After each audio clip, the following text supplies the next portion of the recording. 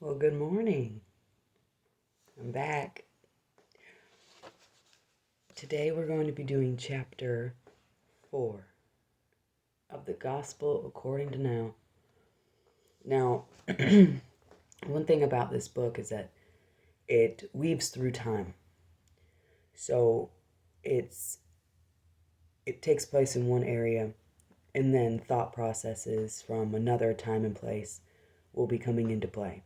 So if it seems like it doesn't really stay on track, that's okay because it is on track. It just is in an odd order. So this morning we are gonna do chapter 4. I sound like a man. I just woke up. Crack of dawn, you know. All that just reminded me of that song, Delta Dawn. I want to sing it. I almost serenaded you.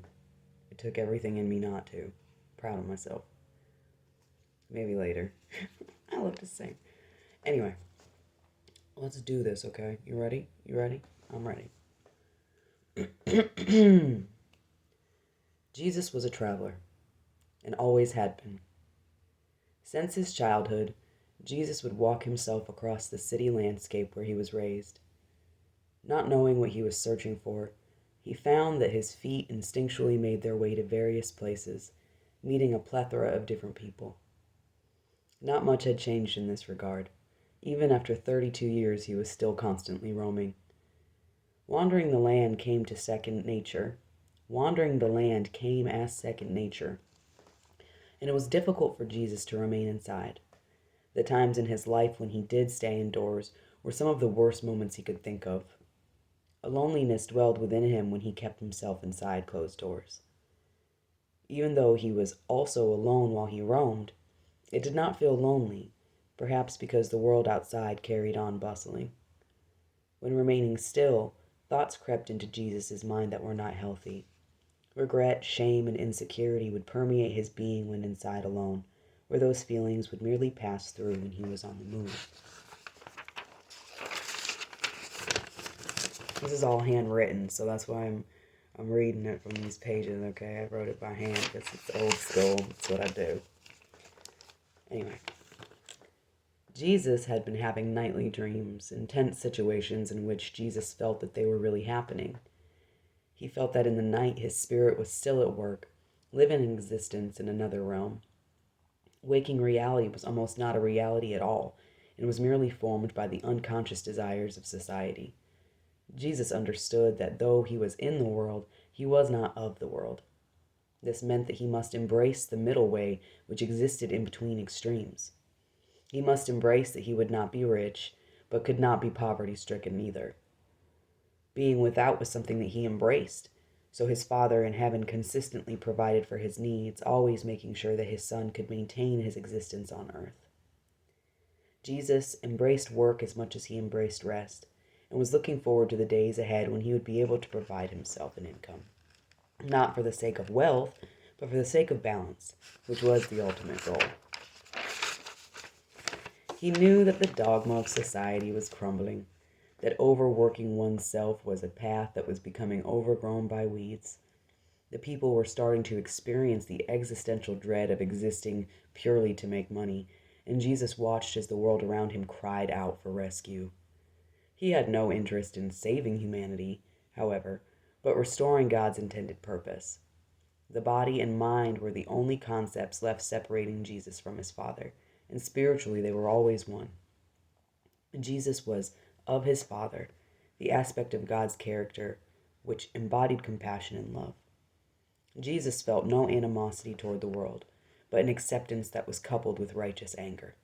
It was only at society's ignorance that he felt this anger, as it seemed that humans were choosing to remain in a state of attachment to dying ideas.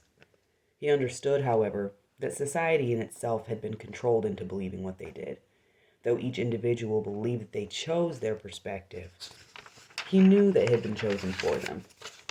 The Antichrist had long been at work denying God's existence and implementing the false reality of self-reliance. If humans did not believe in God, then they could not live their lives according to his will.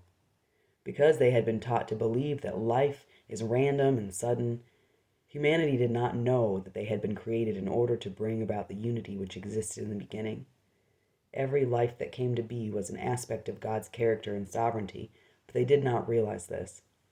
Instead of accepting that terrible things happened because of free will, they had been taught to believe that God merely didn't exist or was negligent and cruel.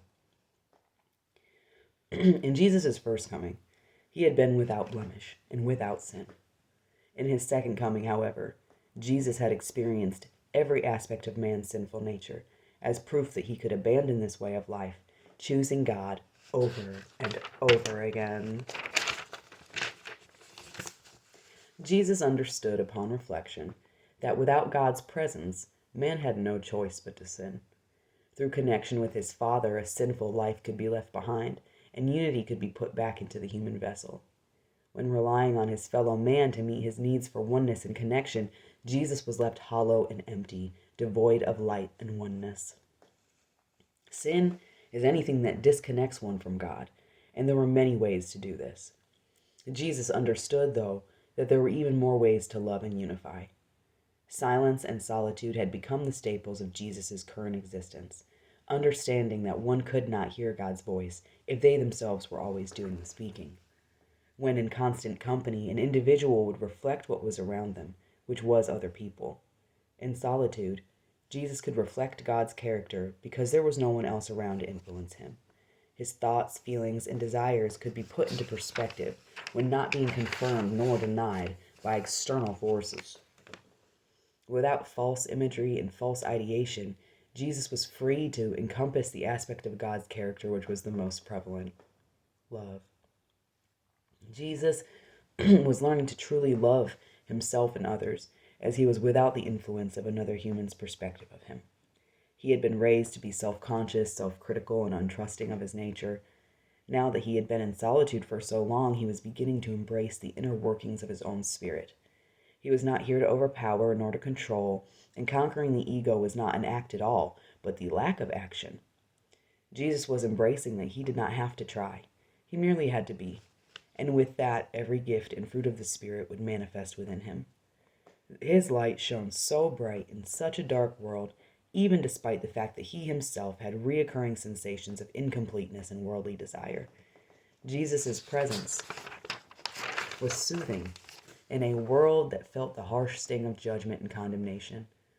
So many lies had been told about man's purpose that humans found solace in Jesus' ongoing acceptance of what is. In a world of wants, Jesus embraced meeting one's needs and understood that the first need of connection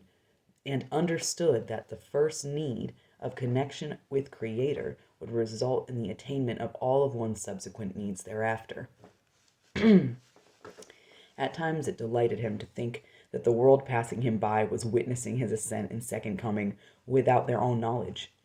When he danced, sang, cried, and prayed, humanity had no earthly idea that they were witnessing Jesus doing these things. They merely knew that what they were looking at was different. It either frightened them or comforted them, depending on the state of one's internal condition. Humanity did not truly understand the nature of Jesus' second coming, so they could not decipher that it was actually happening. Believers assumed that suddenly they would all be lifted into the sky, and Jesus would appear on a white horse to defeat the devil. They had no idea that there was a process which must take place, and gave no thought to the perspective of Jesus himself. This had been historically true, as rarely did a follower of Christ even begin to think about what his life must have been like 2,000 years ago. The gift he had given was the focus of their worship, not the existence that he had before he gave that gift. Jesus had visited many churches during his second coming, and they always seemed to deduce God down to a force which was almost petty. That he gave all this thought to simple decisions that men might make regarding their day-to-day lives. They failed to explore the greater despairs of our Father, the brokenheartedness that must come from his witnessing of exploitation and slavery. The modern church had forgotten that Jesus came to set the captives free. They had chosen to believe this meant that it was sufficient for them to merely preach the gospel, ignoring the fact that humans were still very literally being held in actual cages. The church wanted for humanity to reach freedom only figuratively, while ignoring the truth that still remained. Parishioners had money, notoriety, reputation, comfort, indulgence, and petty ideas. completely ignoring that there were so many others who did not. Jesus himself had foregone these ideas, yet the church felt no inclination to give them up themselves. Talking about Jesus was easy, but walking with him was not. It had been spoken 2,000 years ago that if anyone wanted to reach the kingdom of God, they must give up their possessions and follow Jesus. Some had stated that they would follow him, but he had to clarify that this entailed a lack of comfort. It was easy to speak the gospel, but almost impossible to live it. Those who were poor, homeless, and destitute were looked at by the church as those who needed to be more like them, not accepting that these individuals were more Christ-like than the church members themselves. Those who had dependencies on drugs and alcohol were viewed as far away from God, while those addicted to business, money, materialism, perception of self, and sustenance viewed themselves as acceptable to God. These were merely earthly accomplishments and meant nothing to a Father who had come to earth as man only to be treated incorrigibly. Jesus' life, both in his first and second coming, had illuminated the injustice and hypocrisy in the world, but many of his followers had failed and were failing to solidify that fact. The hypocrisy, which bred within many of his followers, was exponentially overlooked. If one recognized that they did not deserve what they had just because they preached the gospel, it would imply that even the poorest should have what they have, because no one deserves anything. Being created by God meant that one should be treated as God would want for his creation to be treated, equally, fairly. Believers justified unfair treatment by way of self-inflation. If only they were more like me, then they could have what I have. The failure to recognize that their pursuit of earthly comfort was in fact unchristlike evaded them from accepting the truth about themselves. God saves people. People do not save people. Yet the church insisted that their own earthly measure could rescue a non-believer. His followers didn't understand that only God's voice was true, and that unless they were speaking with his voice and not their own, it was merely their own ego trying to influence another human. That his followers wanted to be the ones to rescue proved that they were ignoring Jesus' original message. Those who were chosen by God to do his work were the ones who would do his work. Being a believer wasn't the only stipulation for being able to save another soul, as they assumed. The church had forgotten that God had already written out his plan for each human soul, and their influence was in all likelihood not as necessary as they believed. Jesus slept for 12 hours once again, allowing his body to rest. It had occurred to him that many months had gone by where his sleep was infused with restlessness, haunted by dreams which would technically be described as nightmares. Normally he would feel lazy for allowing himself to sleep for this length of time, but he did not. Jesus understood that rest was imperative for him, and that there was nothing wrong with allowing himself to do so. Jesus had changed locations so many times that no roots had ever been formed. He was the branch, the good fruit, and his Father was the root. He knew that God was always the same, yet ever-changing, and Jesus reflected this aspect of his character. There were many travelers still roaming the land today, but their technique differed from his. Most of the others stayed in a state of drunkenness or disassociation through various substances. They also pursued money to support their habits by begging on street corners or dealing drugs. Jesus simply allowed his Father to meet his needs, which he always did. Food was provided, as well as tobacco, which Jesus enjoyed smoking very much. Some would call it a vice, but Jesus saw it simply as a medicinal gift from God and was a daily part of his connection with his Father. Jesus would sit outside for hours, writing or meditating while listening to beautiful music and inhaling this ancient plant. His favorite part of this modern-day world was, in fact, the unlimited access to every type of music one could imagine. God would send songs to Jesus that reflected his current or past circumstances exactly, and Jesus loved receiving those messages from his Father. When he received a new song, Jesus would sit and listen to it repeatedly, learning the lyrics quickly so that he could sing along out loud. That was one obvious way that Jesus differed from his fellow man, as he experienced no shame or embarrassment when singing aloud. Every song was a gift to his Father when he openly serenaded him, expressing his unabounding and limitless love for his Creator. His Father was not only his Creator, but his best friend and master. Jesus regarded himself fully as his Father's student and embraced the position as the one who was learning, not teaching. Among humans, Jesus always seemed to be the teacher, which gave him a feeling of disconnectedness from them, as learning was his main purpose. With his Father, he was always the student, and he loved that position. Jesus was like a child, freely sits on the ground, singing without shame, smiling without fear, crying without embarrassment. Insects would crawl upon Jesus as he sat in the dirt, inciting him to greet them, speaking to them as though they were too were human. To Jesus, there was almost no difference between animals, insects, and people. All were created by God, and all would enjoy hearing his voice speak to them. Children in particular would freely greet Jesus with waves and smiles, striking up conversation easily.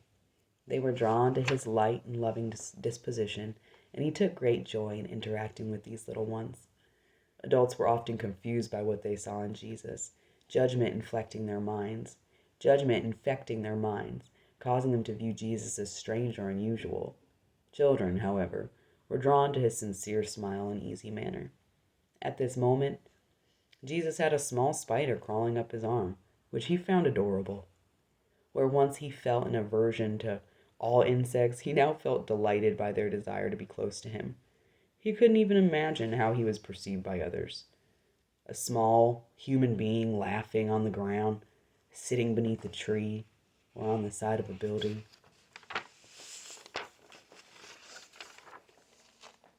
The end. Chapter 4.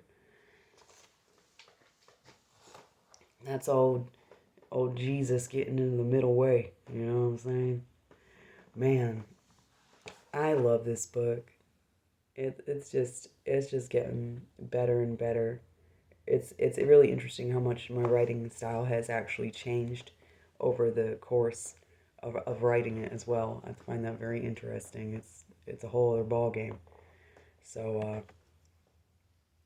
just want to tell you guys that I appreciate you. I'm excited that I'm finally, doing what it do, sharing with the world my perception and my gifts.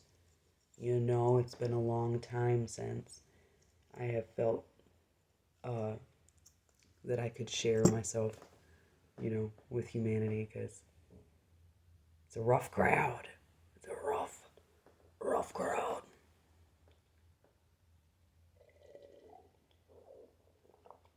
Anyway, these videos literally take like 6 hours to upload onto YouTube, and I don't understand. So I gotta find a better way. Anyway, I hope you enjoyed the story. I hope you enjoy my low budget, cheap, micless situation. I think it's old school. It's reminiscent of a sweeter time, if you will. So I will talk to everybody later. Thank you. I'll see you later. Bye.